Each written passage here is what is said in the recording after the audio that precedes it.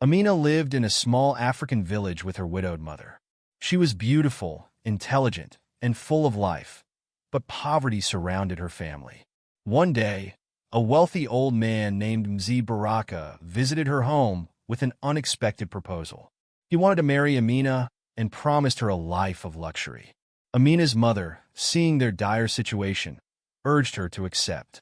After much hesitation, Amina agreed, believing wealth would bring her happiness. On her wedding day, Amina wore the finest silks and gold, but her heart was heavy.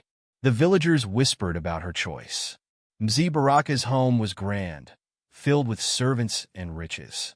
However, she soon realized she was a prisoner in luxury. Her husband was cold, controlling, and distant. She was not allowed to leave alone or speak freely. The life she had imagined was nothing but a golden cage. As time passed, loneliness consumed Amina.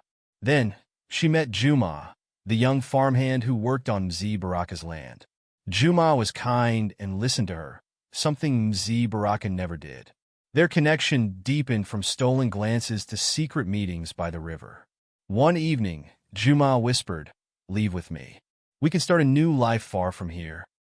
Amina was terrified but tempted. She knew if they were caught, the consequences would be severe. One moonless night, she packed her finest clothes and gold jewelry. She slipped past the guards and ran into Juma's waiting arms. They fled into the dark wilderness, hearts pounding with fear and excitement, believing they were free. By morning, the news of her disappearance spread. Mzee Baraka, humiliated and furious, swore vengeance. Mzee Baraka sent his most trusted men after them.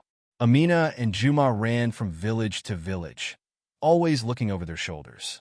Exhausted and desperate, they sought refuge in a distant village, thinking they had finally escaped. However, betrayal came from within. A villager, tempted by Mzee Baraka's gold, revealed their location. Mzee Baraka's men arrived like a storm. Juma fought bravely, but he was no match for them. Amina screamed as they dragged her back.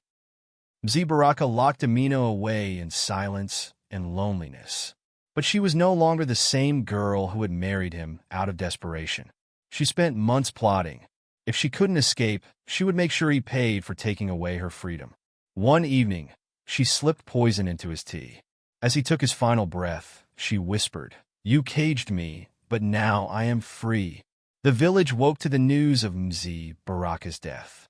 Some mourned, but many whispered that justice had been served. As Mzee Baraka's widow, Amina inherited his wealth. But wealth was never what she truly wanted. She longed for Juma, but news came that he had vanished. Some said he was dead. Others believed he had fled far away. With nothing left for her in the village, Amina gave most of the riches to the poor and set off to find Juma. "I may have lost everything," she thought, "but I will not stop until I find true happiness." After months of searching, Amina found Juma in a distant town, working as a blacksmith. At first, he did not believe his eyes. "You came back?" he asked, tears in his eyes. "I never stopped looking," she replied, holding his hand. With no riches, no palace, and no golden cage, Amina had finally found what she had always longed for: freedom, love, and a new beginning. Subscribe now.